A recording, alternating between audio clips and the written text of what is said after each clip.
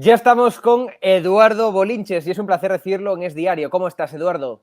Hola, muy buenas. Aquí viendo los mercados financieros cómo se las están gastando con todas las novedades que tenemos últimamente, que no son pocas.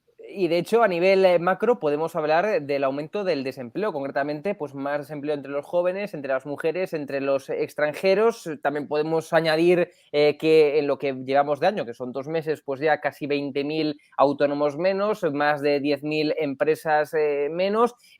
Seguimos a la cabeza del desempleo de toda la eurozona. Vamos, yo no soy doctor en economía, pero esto me parecen, Eduardo, datos negativos, ¿no? Y bueno, a ver, no hace falta serlo, ¿no? Para saber que sí, que se está generando empleo, pero a velocidades cada vez inferiores, ¿no? De hecho, pues tenemos un 25% menos de contratos respecto al mismo Uh -huh. mes del año pasado. Se sigue haciendo y tirando mucho, prácticamente por obligación legal, de los contratos fijos discontinuos, 141.000 De hecho, empleos. se Sí, triplicaron sí, los contratos fijos discontinuos en comparación con la temporada efectivamente. pasada. Bueno, pues dentro de lo que cabe, pues inclusive encima es que tenemos que hablar hasta de récord de cotizantes a la Seguridad Social para un mes de febrero, ¿no? Casi 99.000 Uh -huh. nuevos contratos, pero claro, por otro lado tenemos pues una de cal y una de arena, porque claro, lo Sí. que es el paro va más rápido, es decir, se genera más demandante de empleo que empleo propiamente dicho, ¿no? Por lo tanto, es verdad que hay récord ahora mismo para un mes de mayo de afiliación a la Seguridad Social, pero también sigue creciendo por segundo mes consecutivo, ojo, el paro. Poco, 2.600 y pico personas, pero claro, cuando buceas en esa cifra y te Sí. das cuenta que muchas partidas realmente el paro ha bajado, pero que ha habido una importantísima precisamente de la que ya viene sufriendo un colectivo que es el que no tiene empleo de meses anteriores, es decir, el desempleado de larga duración, se ha ido a un incremento de 10.100 personas, pues claro, esto empieza a ser preocupante, ¿no? Porque vemos que efectivamente se está generando empleo precario bueno, pues así está, que nos ha ganado hasta Grecia, ¿no? En Eso cuanto tú es. decías, empleo juvenil al general. O sea, siempre estábamos ahí el segundo menos malo. Sí. Nada, ahora somos el más malo. Pero esto siempre volvemos a lo mismo, ¿no? Es decir, ¿cómo se está midiendo el tema del desempleo o el tema del empleo en España? ¿Se está midiendo correctamente? Es decir, incluir esos fijos discontinuos que trabajan 2 meses y pongamos al año y que el resto del año sufren y sobreviven como cualquier desempleado más, pues claro, a vistas de las estadísticas oficiales del gobierno, son empleados, son indefinidos. Pero claro, entonces, ¿estamos midiendo correctamente el número de desempleados o realmente no? Vamos a ver, cuando a ti se te contrata para una campaña de verano y eres contratado de manera recurrente, pues obviamente se te está contemplando como que no estás en el paro en invierno. Y eso pues puede ser correcto en la medida que, y esta es la excusa que ponen ellos, ¿no? O el gobierno español, que, oye, es que lo hacen todos los países a nivel europeo de esta manera. Con lo cual, bueno, pues oye, consuelo de tontos, no vamos a ser nosotros los más puritanos que no contabilicemos eso como parados, ¿no? Pero claro, realmente, ¿qué está haciendo esa persona en invierno? Está demandando empleo, está o buscando otro tipo de empleo de invierno complementario, porque es que si no se tiene que estar en el sofá. Y de qué come, ¿no? Entonces, claro, esta es la justificación que se tiene, pero qué duda cabe que en la medida que esa persona, que pongo de ejemplo, que solo trabaja en campaña veraniega, sector servicios, hostelería normalmente, que no encuentra trabajo y que está por desgracia en el sofá de su casa, pues no trabaja. Y Claro. si no trabaja y quiere trabajar, hay que contabilizarlo como desempleado y por lo tanto como en el paro, como demandante de empleo, ¿no? Por lo tanto, sí, se está haciendo mal el cómputo, la verdad. Y hay muchas más cosas que preocupan, por ejemplo, la inflación. Continuamos hablando de la inflación, en este caso ya afecta sobre todo al tema de los alimentos y a los productos energéticos, pero claro, es decir, lo que preocupa ahora ya es la inflación subyacente, aquella que elimina la volatilidad de la economía porque excluye los productos energéticos, los alimentos sin elaborar y por tanto es aquella que nos dice cuánto está afectando la inflación a la economía real. Y claro, Efectivamente. es bastante y se está incrementando la inflación subyacente, bueno, también en la general, en este pasado mes, ¿no? Pero la inflación subyacente sobre todo y está muy por encima del índice general. Efectivamente, y esto es lo, como tú dices, lo realmente preocupante, ¿no? Una señal inequívoca de de que está ocurriendo lo que mantenemos de hace tiempo, ¿no? Que la inflación llega y se asienta en la economía y va a ser muy difícil erradicarla, por mucho que venga a España una televisión pública, Christine Lagarde, a decirnos que va a meter la inflación al 2%, ¿no? O generas una fuerte recesión o tú no te llevas la inflación al 2% de manera tan fácil como poner un objetivo del 2024, ¿no? Entonces, claro, yo aún iría más todavía, aún sería un poquito más catastrofista. Es cierto, la subyacente está en el 7.7, pero a mí la que me preocupa realmente es la inflación en la puerta del supermercado. A mí lo que me preocupa es la inflación de los huevos, de la leche, de la carne. Ese 15% más de subida de precios de los alimentos. Ahí voy. ¿Dónde va ese 15,3 aproximadamente en la subida de la cesta de la compra contra un cheque de 200 euros? Si eres familia necesitada y cumples con todos los requisitos y además tienes ordenador y capacidades para poder pedirlo, ¿no? Entonces, claro, este es el problema. Estamos hablando de 4,5 millones de personas que ganan menos de 27.000 euros al año. Y claro, cuando a ti te dan un cheque de 200 euros, que no hay que rechazarlo, hay que pedirlo, obviamente, pero realmente tu cesta de la compra ha tenido un sobrecoste de 830 euros, seguimos teniendo un problema grave, y es que llegamos a final de mes pasando hambre, ¿no? Entonces, claro, esto es lo realmente preocupante, porque claro, nos dicen, no, la inflación, inclusive llegado al extremo de la subyacente, está en el 7.7, y ojo, y sigue subiendo y seguirá subiendo, pero claro, dependiendo de quién seas, es que te da igual cuánto haya subido el precio de un vehículo si no tienes acceso a él. O como tú decías, ¿no? Los carburantes o un vehículo, ¿no? O sea, en definitiva, lo que te preocupa es la inflación de lo que sí o sí necesitas, que es alimentación básica, ¿no? Entonces, claro, la rebaja del IVA, oye, pues también, oye, mejor pagar un 0 que un 4, pero ¿dónde van esos 2 céntimos que ha bajado la barra de pan? ¿Dónde se han quedado? Pues se los ha quedado el supermercado, o esos 4 céntimos del litro de leche, o esos 9 céntimos que corresponde también realmente esa bajada del IVA al 0 en los huevos. Es decir, al final de cuentas se lo ha quedado el de siempre, la cadena alimenticia o el supermercado, el gran distribuidor, al final, ¿no? Lo mismo ocurrió, y siempre pongo el ejemplo porque fue brutal, el descuento del 21 al 10% en las salas de cine. Ya hace muchos años, incluso a lo mejor a la gente ya ni se acuerda, pero bajó, y esto es una bajada considerable, del 21 al 10, el IVA, y todo el mundo siguió pagando el mismo precio por la entrada de cine. Es decir, se lo quedaron las distribuidoras de películas, ¿no? O las propietarias de salas de cine en definitiva, ¿no? Entonces, aquí exactamente lo mismo. Entonces, claro, vamos a tener que hacer o más cheques o vamos a tener un problema, porque de momento, pues bueno, la gente va trampeando como puede,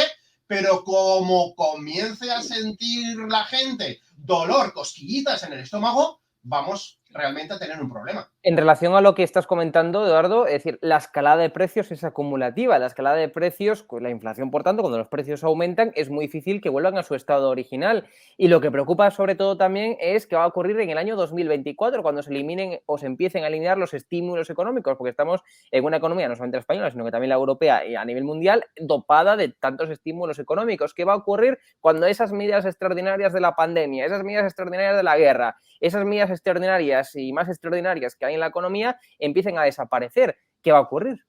Bueno, pues mira, efectivamente todo esto tiene que ocurrir sí o sí, ¿no? Estamos ahora con un... Tú imagínate ir al banco y pedir dinero y cuando se te acaba y volver al banco y pedir más dinero y así sucesivamente. Esto es lo que está haciendo a nivel estatal o lo que está permitiendo Bruselas, ¿no? Es decir, la deuda sin límite. Ese déficit de 3% está tirado a la basura. Por motivos sanitarios, por motivos los que tú quieras, por supuesto que sí. Pero habrá que volver a ese autocontrol. Entonces, claro, habrá que apretarse el cinturón y venimos mal acostumbrados. Entonces, primero que tenemos un colectivo de empresas por miles y miles, zombie, que sobreviven gracias a las ayudas recibidas, gracias a esas renovaciones tácitas en préstamos ICO, etcétera, etcétera, a los ERTE, etcétera, etcétera, etcétera, ¿no? Por lo tanto, va a venir una maldad bastante importante, ya veremos cómo se sale de esa, no lo sé, apretando y creando dolor y por lo tanto recesión, siempre se sale de la misma manera. Y que terminen las elecciones y el gasto público que todas las elecciones conllevan, eso también va a ser fundamental, ¿no? Claro, es que ahora este año es un año precioso, o sea, en mayo y en noviembre, ¿no? Si no hay cambios de última hora, vamos a pasar por las urnas varias veces. Por lo tanto, este año hay que tener contentos a todos, al que gana menos de 27.000 euros, a los casi 10 millones de votantes que son pensionistas, porque estos no se van a la playa o a la montaña, estos los domingos van a votar. Y el pensionista es el que pone y quita a la persona de Moncloa. No nos equivoquemos. Luego, poder adquisitivo garantizado. Y tanto como hasta que lo han puesto en la Constitución, ¿no? Nadie se va a pegar un tiro en el pie, en definitiva, ¿no? Entonces, claro, es el año de contentar a la mayor cantidad de personas posibles.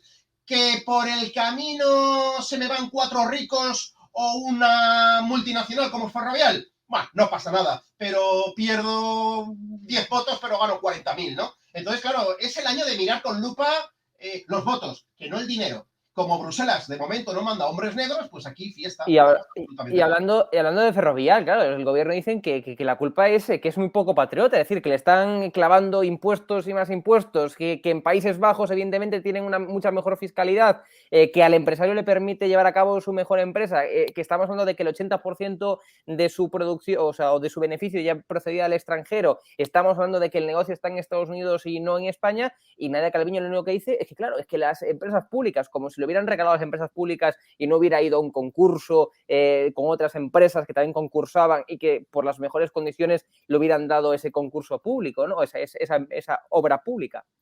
Bueno, esto es un problema, esto es una patata caliente también, ¿vale? Porque puede sentar un gran precedente. Primero, Ferrovial no ha sido la primera empresa que se ha ido fuera de España, ni va a ser la última. ¿De acuerdo? De hecho, podría decirte que hasta 19 empresas cotizadas en el índice IBEX 35 están cotizando también en Wall Street a través de ADRs. Y no por eso tienen necesidad de llevarse la sede social a paraísos fiscales o relativamente más laxos, como puede ser Irlanda, Holanda, en el caso de Ferrovial, etcétera, etcétera. ¿De acuerdo? Pero claro, no nos olvidemos de una cosa. España es miembro de la Unión Europea. España, por lo tanto, acepta y votó a favor de la libre circulación de mercancías, claro, de personas y de flujo monetario. Por lo tanto, no puede impedir el que una empresa decida trasladar su sede social dentro de la Unión Europea donde quiera. ¿Dónde está el problema? Pues que las decisiones fiscales no recaen en Bruselas, recaen de manera inequívoca en cada uno de los países. Con lo cual tenemos cosas tan surrealistas como un impuesto de sociedades del 12,5% en Irlanda. Todas las multinacionales americanas están en Irlanda, Google, Facebook, etcétera, etcétera. Tenemos un IVA al 16% en algunos países, otros al 23%.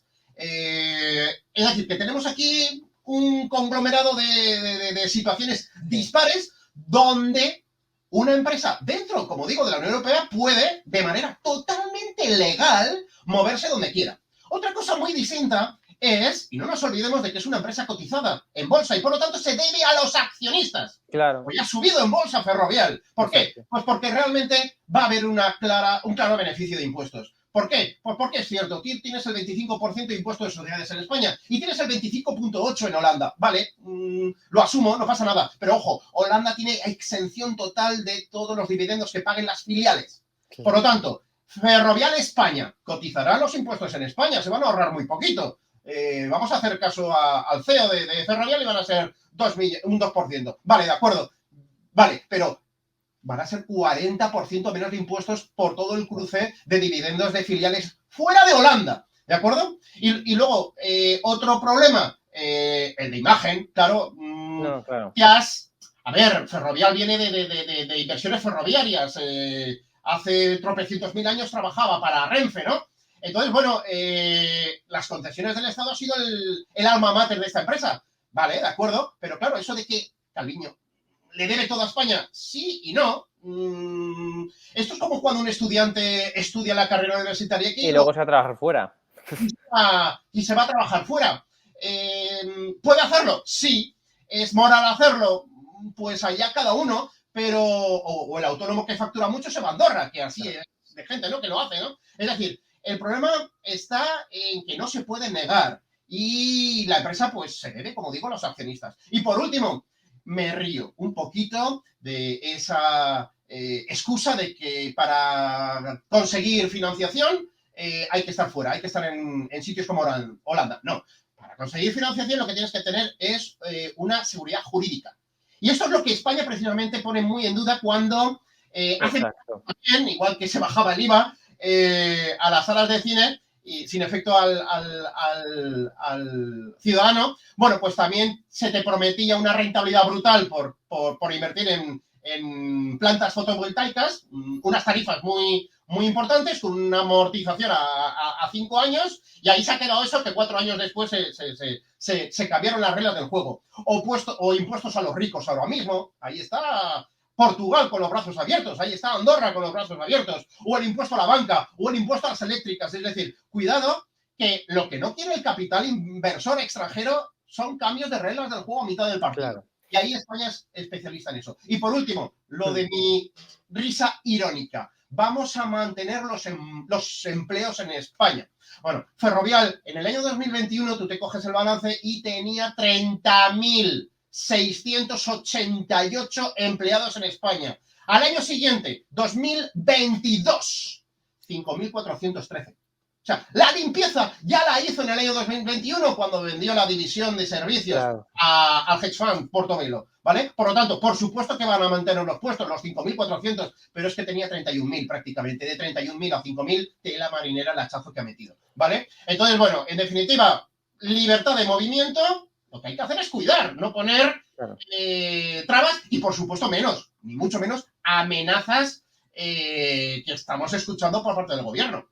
Y para concluir rápidamente, Eduardo, tipos de interés están subiendo, el Euribor está subiendo, preocupan las hipotecas, pero también y sobre todo preocupan también los préstamos de las empresas, que son préstamos más a corto plazo que evidentemente, bueno, pues actualizan pues más a corto plazo. Entonces está preocupando y mucho. Bueno, aquí preocupan dos cosas. Primero, al particular, que nos siguen dando el 0% en la cuenta corriente, y si lloras, la media se te va al 0,7. Sí. Con el Euribor al 3,53 como ha cerrado el mes de febrero. Segundo, efectivamente, como tú dices, las pólizas de crédito que sí o sí se renovan cada año, y esas sí que se tienen renovaciones de corto plazo, al igual que las hipotecas para el particular, ¿vale? Entonces, claro, un Euribor que va a seguir subiendo. El Euribor se pone en funcionamiento en 1999. En aquel entonces se fue directamente al 4,25. Hacia ahí vamos a ir, ni más ni menos. Entonces, claro, ¿dónde está el problema? Que estamos mal acostumbrados. Es que hemos estado 10 años con el Euribor por debajo del 1%. Y de esos 10 años, los últimos 6 años y medio, quitando este último, obviamente, por debajo de cero, en negativo. Lo nunca visto. Es que hemos visto cosas tan raras como el petróleo en negativo, ¿no?